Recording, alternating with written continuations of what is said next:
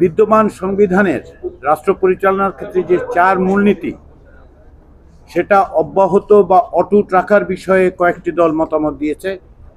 সে বিষয়ে কয়েকটি দলের ভিন্ন মত আছে, ফলে এখন পর্যন্ত এই বিষয়ে কোনো ঐক্যমত্য তৈরি হয়নি। তবে সাম্য, মানবিক মর্যাদা, সামাজিক সুবিচার, গণতন্ত্র, ধর্মীয় স্বাধীনতা, সম্প্রীতি এবং পক্ষপাতিত্বহীনতা, এই 5টি বিষয়ে উল্লেখ থাকার বিষয়ে অধিকাংশ দলের সমর্থন রয়েছে। তবে ঐকমত্য কমিশন এ বিষয়ে আরও সুনির্দিষ্ট প্রস্তাব আগামী সপ্তাহে পেশ করবে।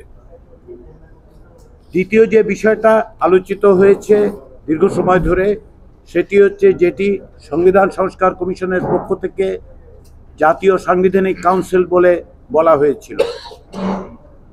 জাতীয় ঐকমত্য কমিশনের সাথে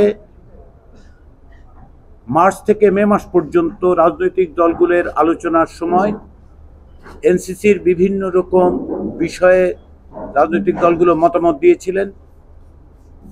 অধিকাংশ দলের ক্ষেত্রে কিছু প্রস্তাব ছিল, সে সমস্ত প্রস্তাব এবং এই পর্যায়ের আলোচনার শুরুতে বিভিন্ন দলের পক্ষ থেকে যে সমস্ত মতামত দেওয়া হয়েছিল তার ভিত্তিতে জাতীয় ঐকমত্য কমিশন এনসিসির প্রস্তাব সংশোধন করেছে, পরিবর্তন করেছে। এনসিসির পরিবর্তে জাতীয় ঐকমত্য কমিশনের পক্ষ থেকে সাংবিধানিক ও সংবিধিবদ্ধ প্রতিষ্ঠানের নিয়োগ কমিটির কথা বলা হয়েছে। এটি এনসিসির পরিবর্তে একটি কাঠামো হিসেবে প্রস্তাব করা হয়েছে। এখানে 3টি পরিবর্তন আনা হয়েছে। এনসিসি যে সমস্ত পদে নিয়োগ দেবে বলে বলা হচ্ছিল তার মধ্যে অ্যাটর্নি জেনারেল এবং 3 বাহিনীর প্রধানদের কথা ছিল, সেটি এখান থেকে বাদ দেওয়া হয়েছে। ফলে সাংবিধানিক ও সংবিধিবদ্ধ প্রতিষ্ঠানের নিয়োগ কমিটির এখতিয়ারের মধ্যে বলা হয়েছে যে তারা কেবলমাত্র সাংবিধানিক ও সংবিধিবদ্ধ প্রতিষ্ঠানগুলোর সদস্যদের প্রধানদেরকে নিয়োগ দেবেন। দ্বিতীয় যে পরিবর্তনটি এনসিসির থেকে এই নতুন কমিটির ক্ষেত্রে করা হয়েছে সেটি হচ্ছে যে এর কাঠামোগত, অর্থাৎ কারা সদস্য হবেন সেখানে পরিবর্তন আনা হয়েছে। ঐকমত্য কমিশনের পক্ষ থেকে প্রস্তাব করা হয়েছে যে সাংবিধানিক ও সংবিধিবদ্ধ প্রতিষ্ঠানের নিয়োগ কমিটিতে প্রধানমন্ত্রী, নিম্নকক্ষের স্পিকার, উচ্চকক্ষের স্পিকার, বিরোধী দলীয় নেতা, প্রধান বিরোধী দল ব্যতীত অন্যান্য বিরোধী দলসমূহের একজন প্রতিনিধি, রাষ্ট্রপতির একজন প্রতিনিধি যিনি আইনের মাধ্যমে নির্ধারিত যোগ্যতা সম্পন্ন হবেন এবং প্রধান বিচারপতি কর্তৃক মনোনীত আপিল বিভাগের একজন বিচারপতি হবেন। আপনারা লক্ষ্য করলে দেখবেন যে এনসিসিতে সরাসরি প্রধান বিচারপতি এবং রাষ্ট্রপতির সদস্য পদের কথা বলা হয়েছিল, এক্ষেত্রে সেটি থাকছে না। এই প্রস্তাবের পরিপ্রেক্ষিতে দীর্ঘক্ষণ ধরে আলোচনা হয়েছে, যেটা লক্ষ্য করা গেছে যে অধিকাংশ দলের ক্ষেত্র থেকে এটিকে স্বাগত জানানো হয়েছে।